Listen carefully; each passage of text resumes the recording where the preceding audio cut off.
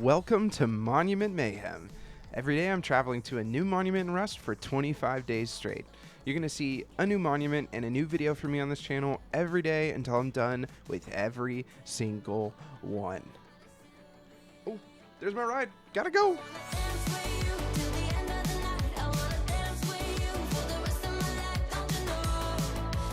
Well.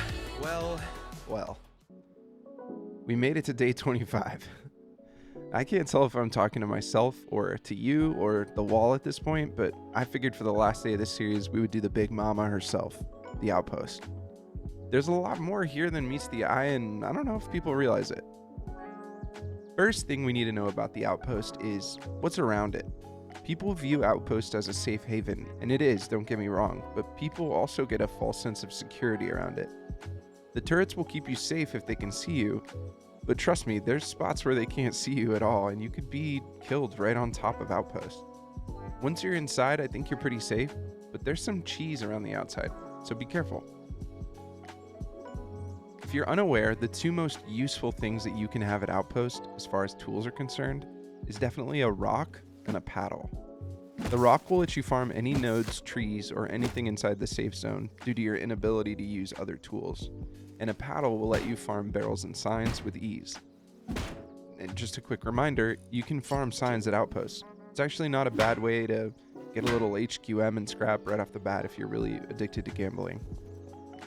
If you find yourself at Outpost near the beginning of a wipe, do yourself a favor and place about 10 bags around it so you can just farm away best you can and spawn on different sides based on where the action is. You don't need a base because you can F1 kill in the safe zone and your bag will stay, but let me teach you a little trick about how long it's going to stay. Your body will stay for 5 minutes and then turn into a backpack. Depending on the items in that backpack, it will stay for a shorter or longer period of time. For example, if you just had a torch, I'd say you got about 10 minutes total. But if you had an AK, you might be good for close to an hour.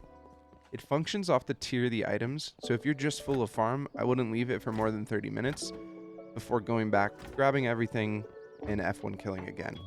You can repeat this process infinitely until you feel like you've got what you need to head out into the big wide world out there, because nobody can loot your bag while it's in a safe zone.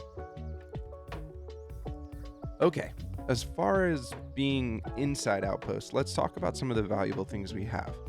Obviously, we have several recyclers operating at 40% efficiency. Not good, but still very useful in a pinch. You have an oil refinery, a repair bench, a research table, a tier 1 workbench, and a place to gamble your scrap away.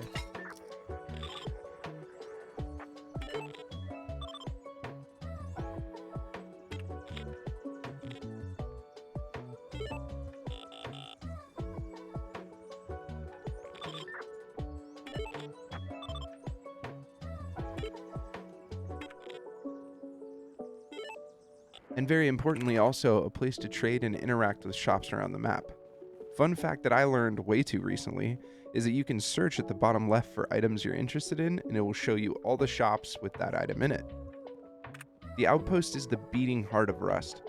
There are also a ton of vending machines, and what's inside and the costs will change based on the server, how many people are buying it, and if they've combined Bandit Camp with Outpost. So just do your best to look around and figure out where the vending machines are. They're mostly always in the same place. Wow. I kind of can't believe I'm done with this.